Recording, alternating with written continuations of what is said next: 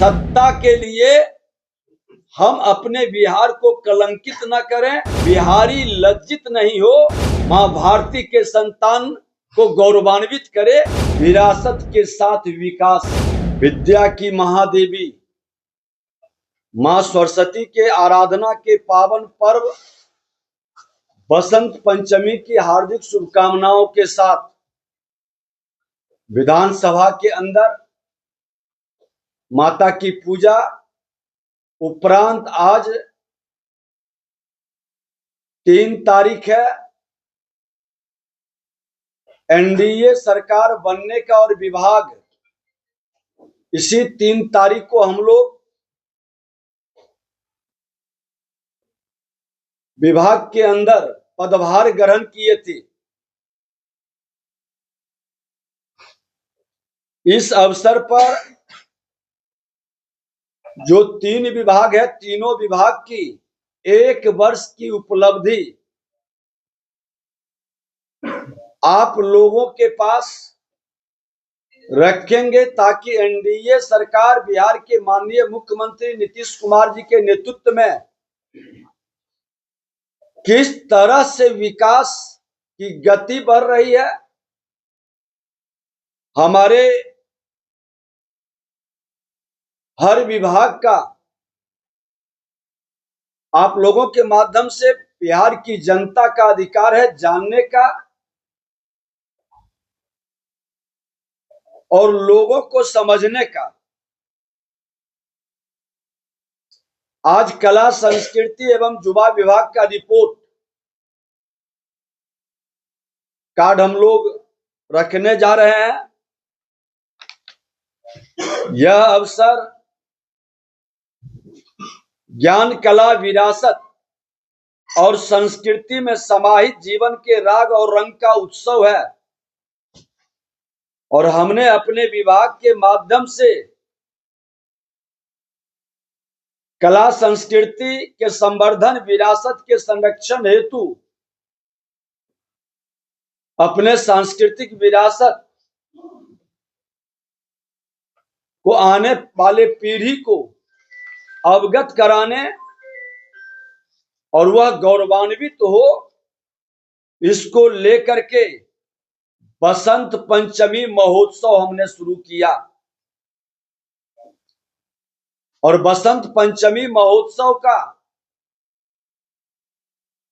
आने वाले नए पीढ़ी को, युवा पीढ़ी को यह अवसर भी मिलेगा। ज्ञान, कला, विरासत और संस्कृति में समाहित जीवन के राग और रंग का उत्सव का शुरुआत आज के दिन से होता है। यह दिन अज्ञान, अराजकता के धुंध से निकालकर ज्ञान के प्रकाश की ओर यात्रा का दिन है। उसी तरह से इसी माह, और मैं बता दूं कि ये बसंत पंचमी महोत्सव पूरे बिहार के हर जिले के अंदर मनाया जा रहा है। सभी जिले के अंदर हमने जिलाधिकारी को पैसा भी भेजा है बसंत उत्सव मनाने के लिए। आपस में एक ब्रांडिंग भी, आचार विचार और संस्कृति का आदान प्रदान भी जब राष्ट्रीय स्तर पर युवा महोत्सव होता है तो अपने बिहार का झलक भी वहां दिखाई पड़े। ये हमारा इस कार्यक्रम के माध्यम से सोच है। सूबे में फिल्म सहित रचनात्मक उद्यम, क्रिएटिव इंडस्ट्रीज के समग्र विकास के लिए विभाग की ओर से बहुसूत्रीय प्रयास किए जा रहे हैं। हम बिहार को क्रिएटिव इकोनॉमिक का नया गंतव्य बनाने के लिए हर संभव प्रयास कर रहे हैं। हम बिहार में फिल्म उद्योग आधारित फिल्म सिटी विकसित करने का नई नीति बनाने जा रहे हैं। मुख्यमंत्री जी की भी इच्छा है कि रोजगार का और पर्यटन का इससे बढ़ावा मिलेगा। भारत सरकार से 200 करोड़ रुपए की सहायता का हम लोगों ने डिमांड भी किया है और उम्मीद है कि जब हम यहाँ सारी प्रक्रिया पूरा करेंगे तो इसमें हम सफल भी होंगे। 200 करोड़ फिल्म निर्माण से जुड़ी बारीकियों के अध्ययन के लिए पुणे का फिल्म एवं टेलीविजन संस्थान एक विश्व स्तरीय केंद्र रहा है। इसके क्षेत्रीय केंद्र बंगाल, केरल, अरुणाचल प्रदेश जैसे राज्यों में रहे हैं। बिहार जैसे युवा राज्य में आज इसकी व्यापक उपयोगिता है। अतः हमने राज्य में FTII के क्षेत्रीय केंद्र की स्थापना की पहल की है, जिसके लिए हम केंद्र से 100 करोड़ रुपए का बजटीय प्रस्ताव रखे हैं।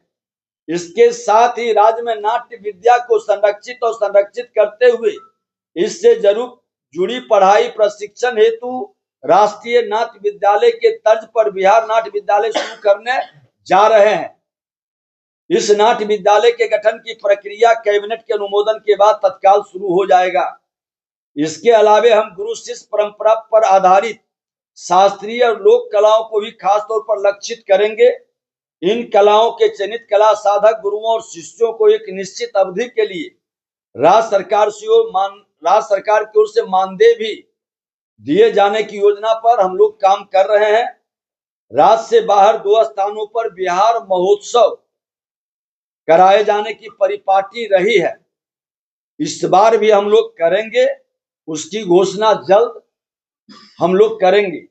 साल 2024-25 के लिए हम उत्तर और दक्षिण भारत के एक स्थानों पर इसके आयोजन का प्रोग्राम बना रहे हैं। समृद्ध सांस्कृतिक विशेषता और विरासत को यहाँ के लोगों तक विस्तारित किया जाएगा। मुंबई में भी फिल्म निर्माण से जुड़े कलाकारों, तकनीकविदों, उद्यमियों के साथ फिल्म कॉन्क्लेव करने हम जा रहे हैं। इसी के साथ बिहार विभाग राज्य में फिल्म उद्योग को विशेष गति देने के लिए कॉन्क्लेव के साथ निवेशकों की बैठक आयोजित किया भी है। आगे भी एक चीज और बता दें कि इस कला भवन में परंपरागत एवं आधुनिक प्रदर्शन कलाओं का अपने जिलों के सांस्कृतिक गतिविधियों का ये केंद्र रहेगा। अटल कला भवन में जो उस जिले की सांस्कृतिक गतिविधि है, महापुरुष है, वहां का लोकगीत है, लोक नृत्य है, लोक भाषा है, लोक एकांकी, ये सभी प्रदर्शित किया जाएगा। गया से हमने इसी वर्ष सांस्कृतिक विरासत ज्ञानोत्सव शुरू किया, जो हर जिले के अंदर ये कार्यक्रम चलेगा। नागरिक अपने समृद्ध सांस्कृतिक विरासत पर गौरव करते हुए उसे संरक्षित और संवर्धित करने में अपनी भूमिका को निभाए। अपनी विशिष्टता और विशेषता बच्चे जुड़ते हैं, उनसे इस जिले का कौन कौन सा विशेषता है, कौन कौन विशिष्ट लोग हैं, अपने महापुरुषों का, अपनी विरासत के बारे में बताए। चर्चा, डिबेट, इस तरह के माध्यम से अपने विरासत पर गर्व महसूस करे और उस ओर प्रेरणा प्राप्त करके कदम बढ़ाए। ये उद्देश्य है सरकार की, विभाग की। और विरासत की नींव पर टिकी विकास की इमारत ही मौलिक भी होगा, मजबूत भी होगा। और देश के प्रधानमंत्री जी स्पष्ट शब्दों में कहते हैं, विरासत के साथ विकास। इसलिए विरासत को आगे बढ़ाना हम सब की जिम्मेदारी है। उसी तरह के राज्य युवा महोत्सव के अंदर हमने 19 विद्याओं में युवा केंद्रित कार्यक्रम जैसे नृत्य, संगीत, भाषण, फोटोग्राफी प्रतियोगिता, वाद विवाद प्रतियोगिता, प्रदर्शन कलाओं से जुड़े आयोजन, सांस्कृतिक कार्यक्रम, चित्रकला प्रदर्शनी, ये आयोजन ही नहीं किए हैं। इसके अंदर उनको प्रशिक्षित करने का, और युवा महोत्सव साल में एक बार होता है। सभी संस्थानों के अंदर कला संस्कृति विभाग इसमें रुचि रखने वाले बच्चों को प्रोत्साहित भी करेंगे, प्रशिक्षण भी देंगे, प्रतियोगिता में भागीदारी भी कराएंगे।